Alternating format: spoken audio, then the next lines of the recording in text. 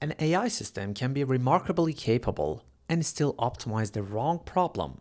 Andrej Karpathy illustrated that gap with a deceptively simple scenario. Your car needs washing, the car wash is only a short distance away, and the model recommended walking because walking is efficient. It notices the distance but misses the relationship that defines the task. The car itself has to arrive. That a small failure explains a much larger one. Give an agent an underspecified assignment and it can produce an impressive answer to the wrong question. More intelligence does not rescue context you never supplied. Karpathy has argued for developing a detailed specification with an agent instead of treating a high-level plan as the finish line. The source that inspired this tutorial organized this idea into 3 practical layers: the specification, the verifier, and the working environment. We will turn the first layer into a decision-ready plan, and the second into visible evidence, and the third into persistent instructions, reusable skills, connected tools, and the real permission boundaries. I'm not claiming that Karpathy formally named this framework, endorsed this workflow, or promised a 10 times improvement. This is the Codex native implementation inspired by the underlying principles.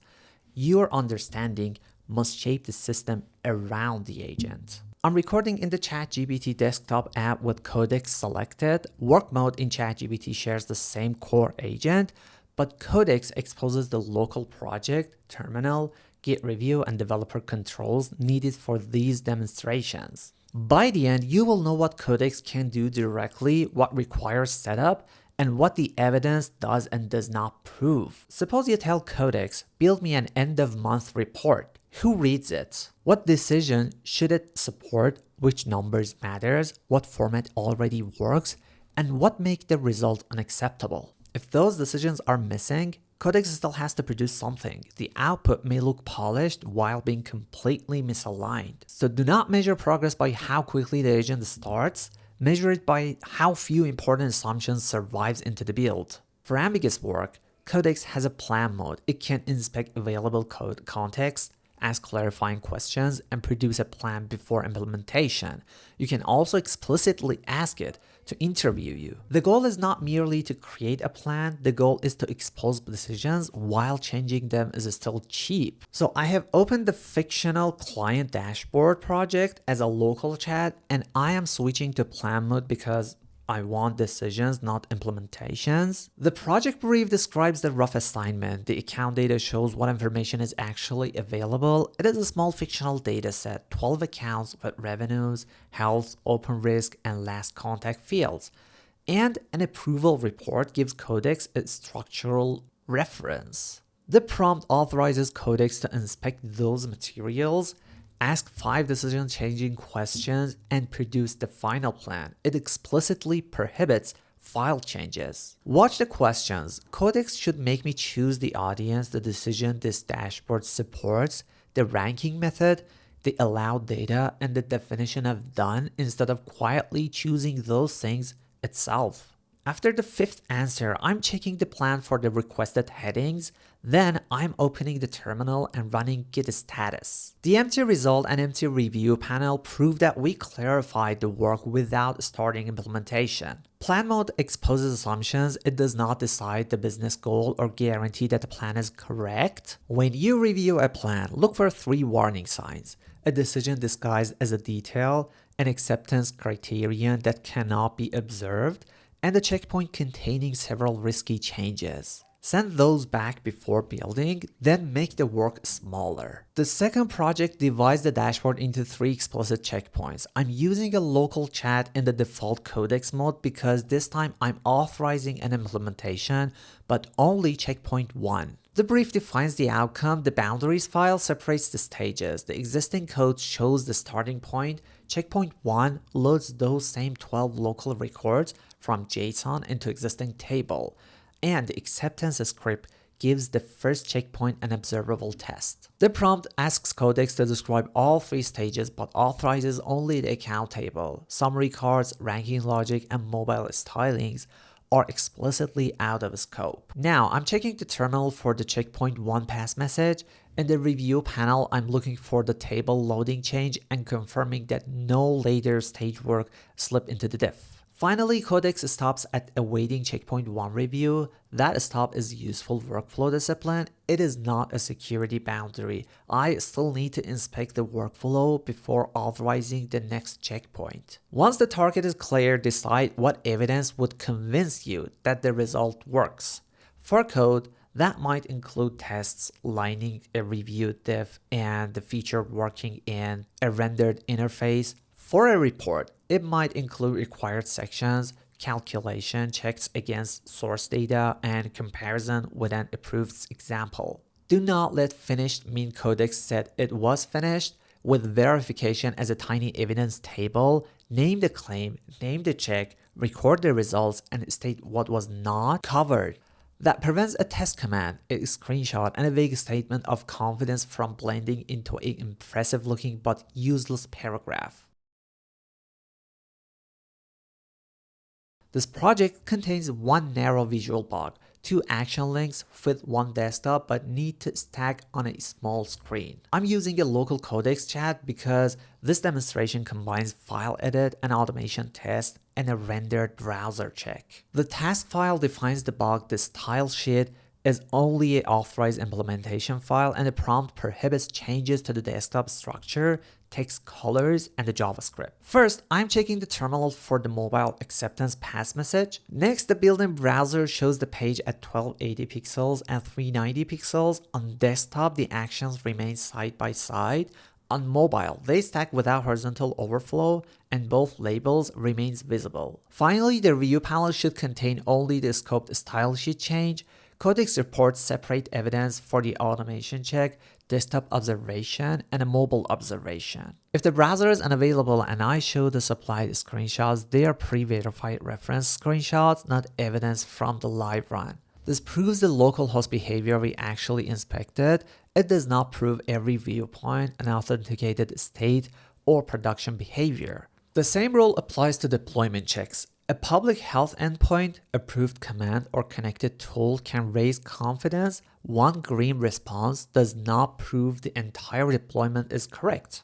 You can also request a separate review or specialized subagents for areas such as security, test gaps, and maintainability, but a second agent is not automatically independent or correct, and parallel writers can conflict. Use critics when disagreement is informative. Use deterministic checks where a machine can measure the results. And be careful with the performance claims. OpenAI does not promise that the feedback loop will always double quality and make anyone 10 times faster. Measure those outcomes in your own workflow. If you want practical Codex workflows with visible proof and honest limitations, subscribe. I really appreciate it. The next lesson, we'll build this reusable workspace from an empty folder. The first 2 layers need somewhere durable to live. Start with AGENTS.md file. Codex reads supported instructions files before it begins work. You can keep personal defaults globally, shared expectations in project, and more specific guidance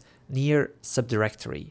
This is where you record important commands, conversations, constraints, and required checks. I'm operating a genuinely fresh local chat, so Codex discovers the project instructions at the beginning of the run.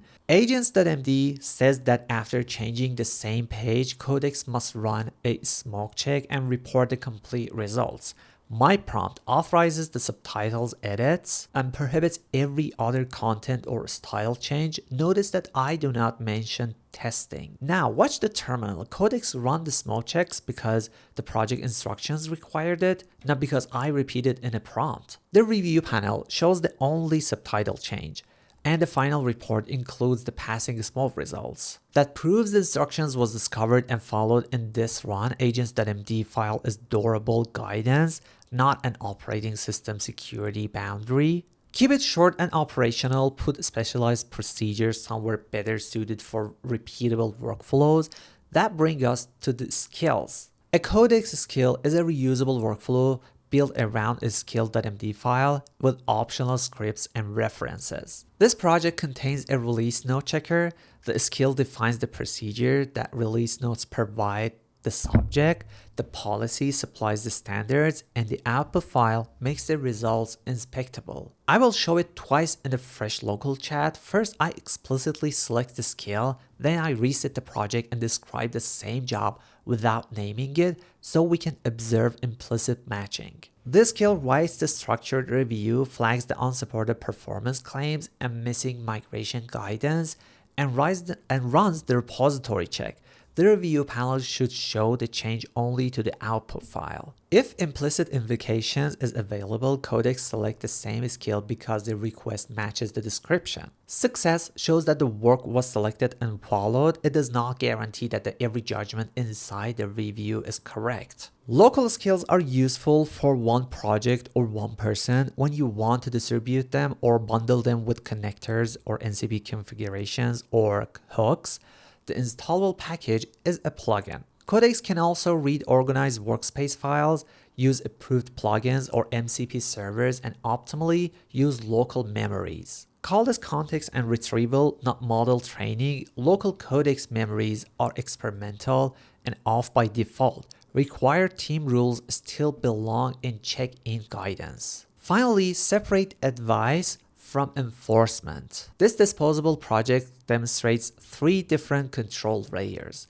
AGENTS.md contains written guidance. The protected note file makes the distinction visible. Being told not to edit file is guidance, not file system enforcement.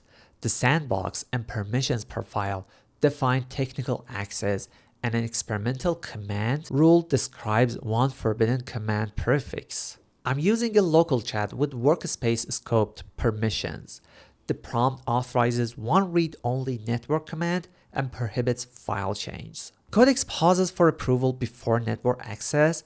I'm denying the request because the approval gate, not the network results, is evidence we need. Some setups route eligible approvals to an automated reviewer. That changes who evaluates the escalations. It does not expand the sandbox or enable network access by itself. Next, I'm running the policy checker against the supplied rule. It reports forbidden for the harmless curl example without installing the rule. Git status remains empty. That visibly separates prompt guidance, sandbox, and approval controls, and command prefix rule. The rule is experimental and command-oriented. It is not a universal file policy engine.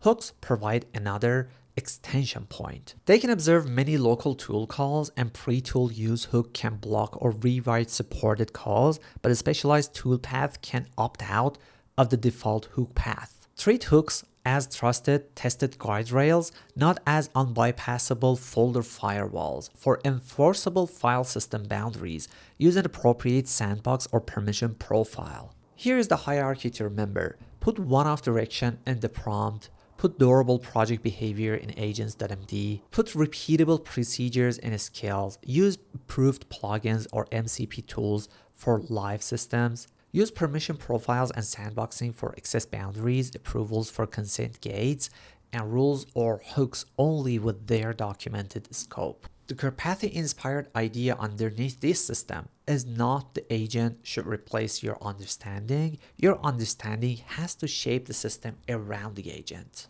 Before the work, ask yourself, have we made important decisions or are we asking Codex to guess? During the work, ask what evidence will show that each checkpoint is correct. Across future work, ask which lessons belong to the project, which belong in the reusable skills, and which require an enforceable boundary. Codex can help you plan, execute, test, review, and reuse what works, but it cannot decide what your business should value, and it cannot turn an unmeasured assumptions into a truth. Your advantage is not merely having an agent, it is building a clear decision process around the agent and refusing to confuse output with proof. Subscribe and go for the next one, where we will build a reusable Codex workspace with project instructions and first skills, verification commands, and safe permissions from the ground up. See you in the next one. Thank you for watching.